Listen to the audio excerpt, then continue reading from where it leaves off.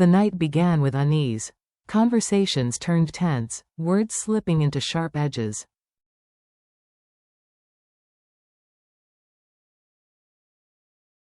"I'm worried," someone admitted. Another nodded gravely. "Yes, communication is the key.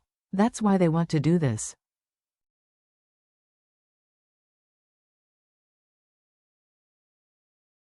Yet in the midst of this tension, life's ordinary rhythms continued. At the market, a woman asked casually, "How much are these vegetables today?" The answer came simply, "Only 20.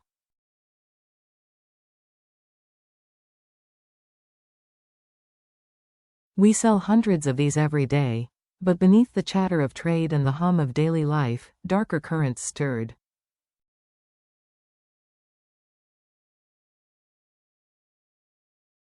News reports carried troubling updates, whispers of instability. Materials needed to be moved across the construction site.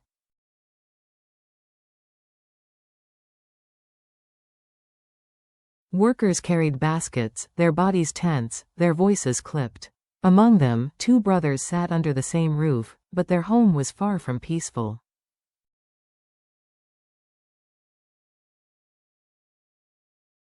The brothers rift. The elder brother sat at the wooden table, his voice edged with fury.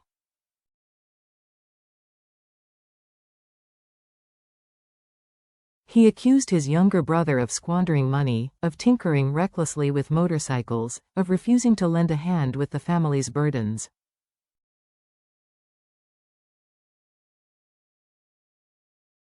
The younger one's face flushed red. His fists clenched, his voice rose like a blade drawn from its sheath.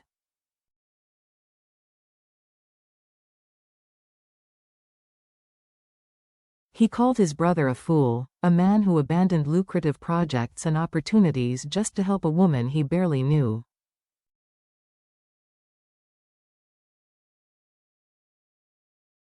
Their voices collided, rattling the walls.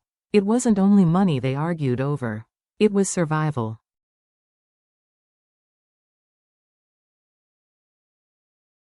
It was loyalty. It was the weight of family bonds stretching thin. Their parents had long since passed away, leaving them to endure together.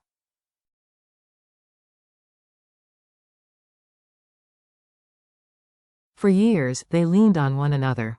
But now cracks spread through that foundation.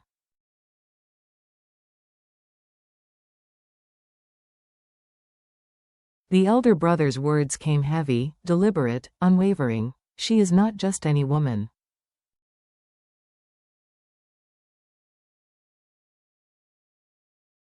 She is connected to the man who saved us, who gave us work, food, and dignity. I will not betray that trust."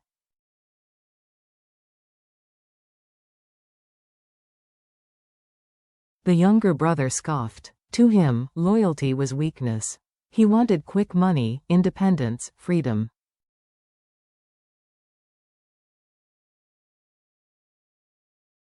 His voice thundered as he slammed the door. "I will not live in the shadow of your choices any longer."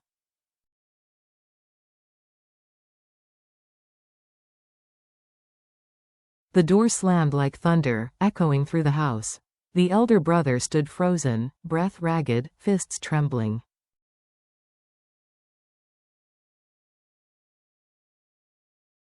He knew, once his brother walked into the night, he might never return. A mother's quiet life.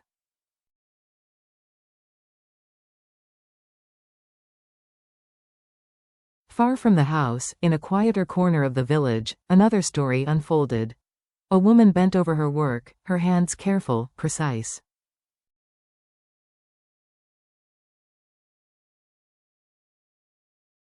Beside her, a small girl named Nai laughed and stumbled, innocent and sweet, her wide eyes shining with trust.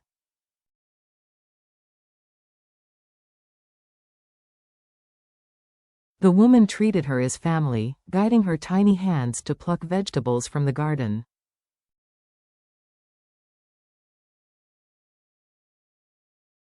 She smiled when Nai tripped, quickly steadying her again.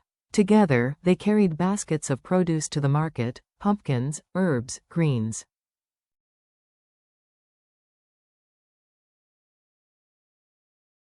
Their laughter echoed above the din of bargaining voices, yet even amid this warmth, shadows lingered.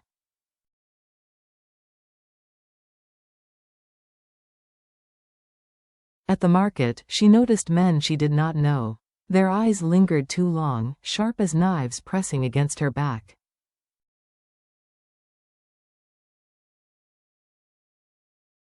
She ignored them, smiling at Nai, buying her noodles and sweet desserts. She wanted to protect the child's happiness, even as unease coiled in her chest.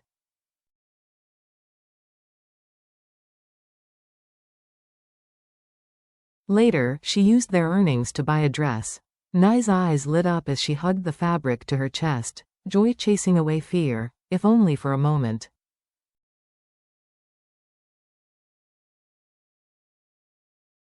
The test of loyalty. At the construction site, the elder brother faced his own trial.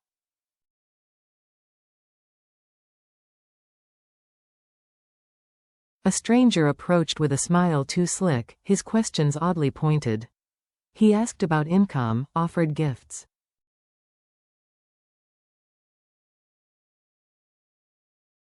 $20 million, just for a meeting. The brother refused. Then the man leaned closer, his voice laced with poison. $50 million, if you help us sabotage the foundation.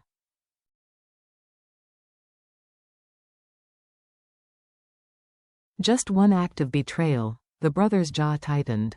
His voice trembled, but his answer was firm. No.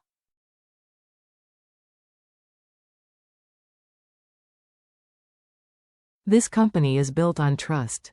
I owe my loyalty to the man who gave us everything.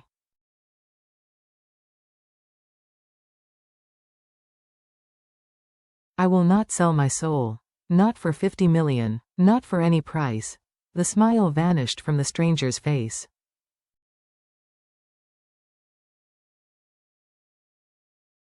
His eyes grew cold. He left with a final, chilling warning. That night, the woman whispered promises over Nai's sleeping body.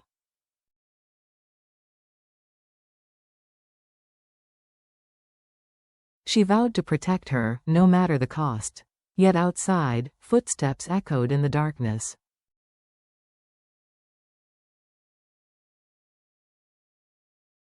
The storm had only begun. Shadows in the city. Morning broke heavy with clouds pressing down on the village.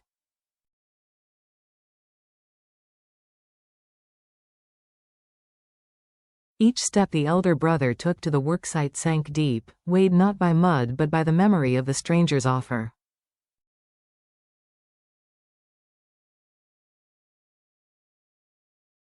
$50 million. Easy money. A single betrayal. His pride had resisted, but fear crept in.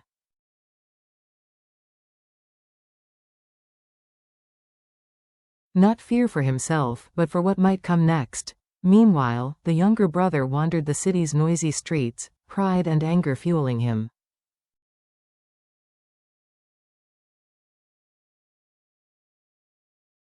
To him, freedom was intoxicating.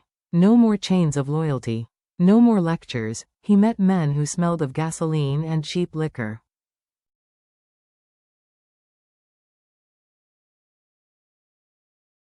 They promised excitement, danger, quick riches.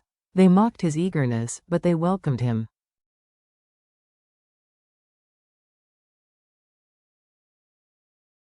What he did not see was that he was walking straight into the jaws of wolves, threats at the door.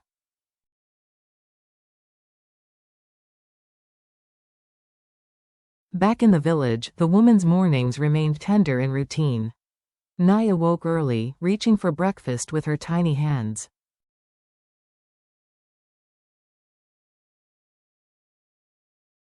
They cooked, ate, laughed, and set off to the market once more. To outsiders, they looked like the perfect little family.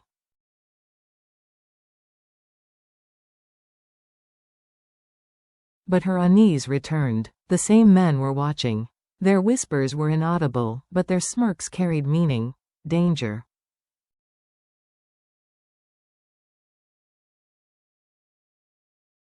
That afternoon, the elder brother visited. He brought fruit as a gift, a small gesture of care.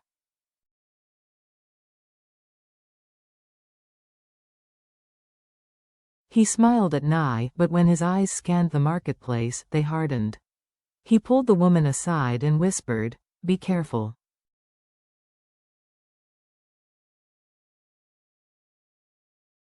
Never walk alone at night. Keep the child close." She nodded, fear tightening around her chest.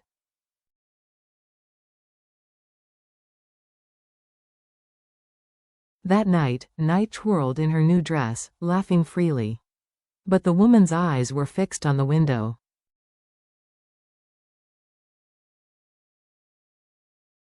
Outside, a man leaned against the wall, smoking, watching. He did not move when she shut the shutters.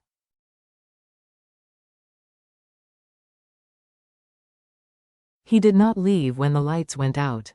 He stayed, waiting, the breaking point.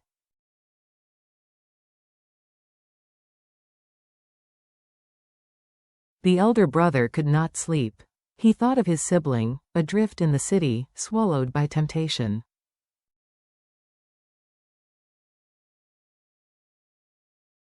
He thought of the stranger's offer, of the veiled threats behind a smile.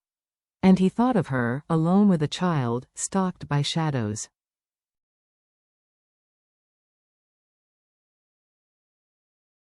The storm was moving closer, step by step. In the city, the younger brother drank and laughed with his new companions.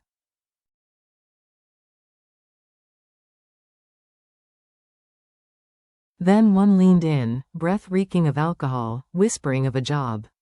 Easy money, no risk.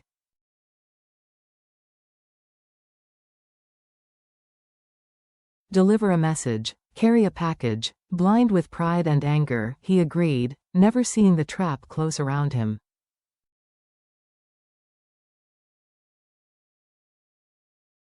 At dawn, horror struck the village. The woman found her garden gate shattered, its wooden latch broken.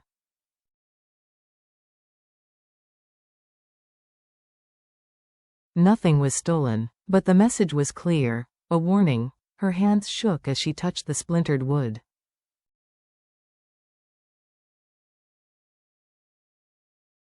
Her first thought was of Nye. She rushed inside, heart racing, relief flooding her when she found the girl still asleep, safe, unaware.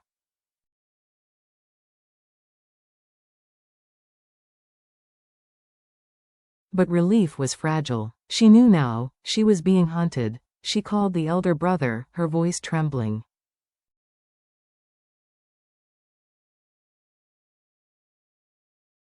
He arrived within minutes, face pale, jaw tight with rage. He examined the gate, the footprints in the soil.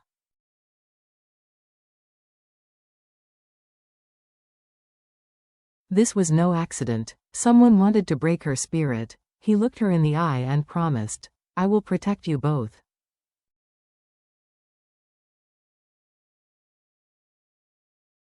No matter the cost, she believed him. But inside, doubt gnawed. How long could they hold against such unseen darkness?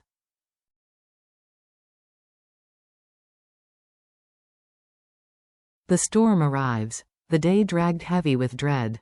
Every sound outside jolted her nerves.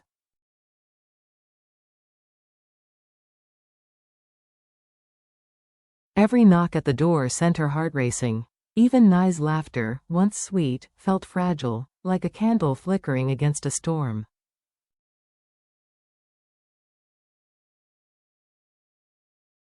At dusk, the elder brother returned. They ate in silence, fear thick in the air. Then his phone rang.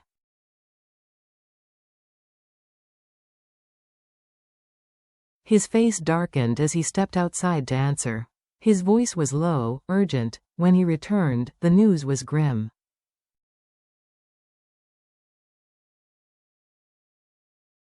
His younger brother was entangled in something dangerous, a criminal scheme involving the very men who shadowed her steps.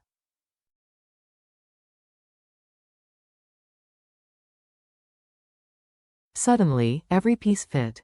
The offers of money, the threats, the lingering stares, and the brother's disappearance into the city.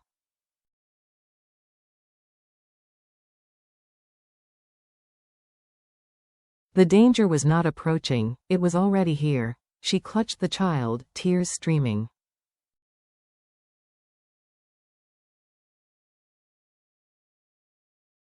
The elder brother stood by the door, fists clenched, ready to face whatever came.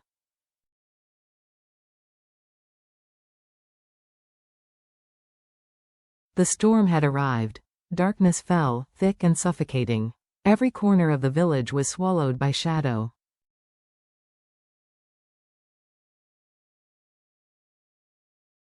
Every sound became sinister. The woman sat beside the child's bed, her hand resting on Nai's hair as if her touch alone could guard her from the looming peril.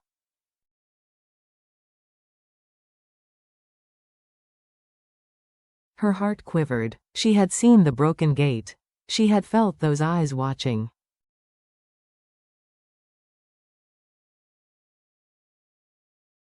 And she knew, the night ahead would test every vow, every bond, every fragile thread of hope they still held.